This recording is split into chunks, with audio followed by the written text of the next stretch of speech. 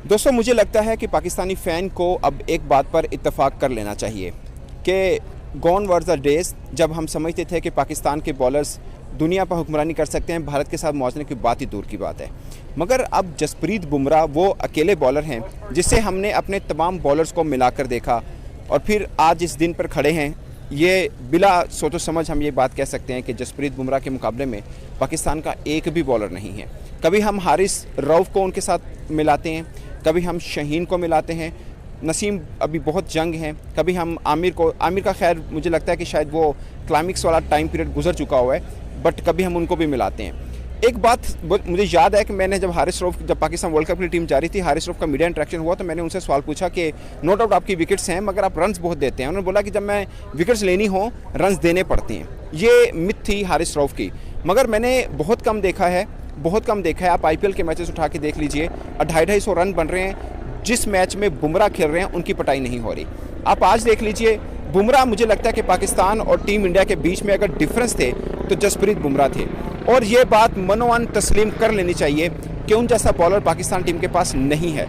और कितना time period लगेगा पाकिस्तान टीम के पास उन जैसा फास्ट बॉलर लाने में। और ये बात बीइंग स्पोर्ट जर्नलिस्ट मैं ये कह रहा हूँ, और पाकिस्तान के लिए शायद बहुत हर्टिंग होगा कि हम सिर्फ अपने फास्ट बॉलर्स के ऊपर ही मान करते हैं। और ये मैं आज के दिन की नाकामी के ऊपर नहीं बोल रहा कि जसप्रीत बुमराह ने बाबर आजम को आउट किया, जसप्रीत बुमराह ने मोहम्मद रिजवान को आउट किया, जसप्रीत बुमराह की वजह से ही पाकिस्तान जो है आज का मैच हारा। मैं इस वजह से नहीं कह रहा। आप उनको जब मर्जी तोल के देख लीजिएगा, वो हमेशा खरे साबित होंगे। आप जब मर्जी उनको तोल के देख लीजिएगा।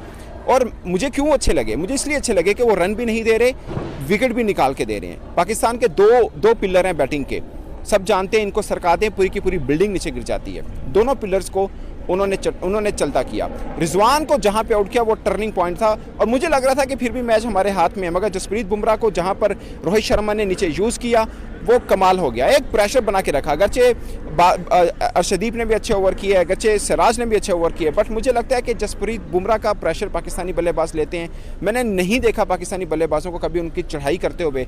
जब पाकिस्तान जीता है तब भी मतलब एक होता है ना कि बिल्कुल आउट क्लास करके रख देना, ऐसा मैंने जसप्रीत बुमराह के खिलाफ पाकिस्तानी बल्लेबाजों को चढ़ाई करते हुए नहीं देखा है।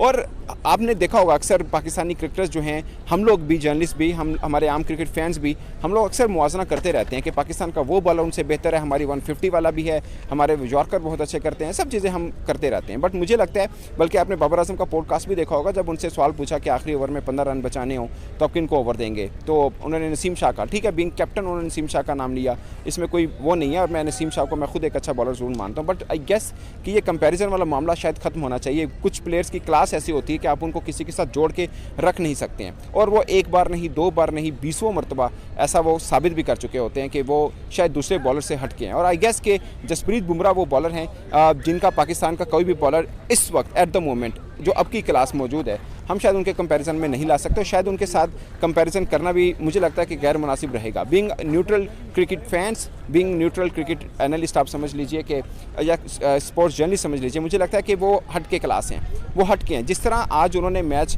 पाकिस्तान से छीन कर भारत की गोद में ला कर दिया, वो एक कमाल चीज़ थी। और सबसे अच्छी चीज़ मुझे उनकी जो लगती है कि वो नहायत ही हम्बल हो सकता है दोस्तों कि अब पाकिस्तान को वो मिथ ख़त्म कर देनी चाहिए। बल्कि मैंने प्रेस कॉन्फ्रेंस में एक सवाल भी पूछा था गैरी क्रिस्टन से कि हम समझते थे पाकिस्तान की बॉलिंग इंडिया की बैटिंग। अब मुझे लगता है कि इंडिया की बैटिंग जितनी तगड़ी है ना, उनकी बॉलिंग भी इतनी तगड़ी है।